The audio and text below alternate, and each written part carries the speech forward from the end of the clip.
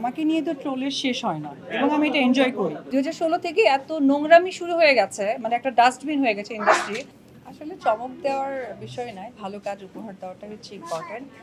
আমি যতটুকু মনে করে মানে মনে হচ্ছে আমার, সেটা হচ্ছে যে আমাদের প্রোডাকশনের এখনো কাজ কমপ্লিট হয়নি, সুতরাং এই বিষয়ে আমি নিজেও কনফার্ম হয়তো বা দর্শকদের সাথে শেয়ার করতে পারছি না সিনেমা রিলিজের ক্ষেত্রে।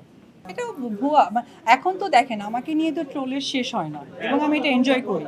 যদিও অনেকেই বলে যে আমি সোশ্যাল মিডিয়াতে থাকি না, আবার সোশ্যাল মিডিয়াতে ভূতের মতো দেখি।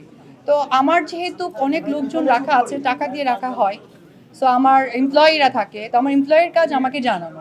যেমন আমার পার্লারে গিয়ে নিশ্চয়ই আমি সার্ভিস দিই না, কাউকে ফেসিয়াল করাই না, বাট আই নো যে আমার ফেসিয়াল কয়জন হয়েছে। তো এরকম অশিক্ষিতর মতো অনেকেই আসলে উত্তর দিয়ে বসে।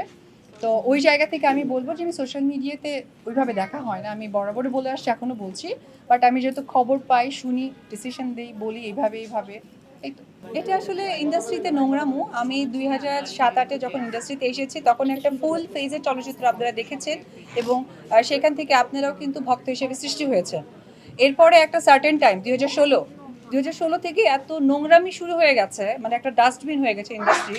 মানে পক্ষ বিপক্ষ, ওয়াই পক্ষ বিপক্ষ থাকবে? আর পৃথিবীতে কি হলিউড নাই, বলিউড নাই, টলিউড নাই? টলিউডে তো আমাদের পাশের দেশেই আছে, যেখান থেকে তো সব সময় কাজ করা হয়, সমস্ত আর্টিস্টকে নিয়ে কাজ করা হয়, টেকনিশিয়ানকে নিয়ে কাজ করা হয়। এটা আসলে মানে জাস্ট ডাস্টবিন ছাড়া আর কিছু না।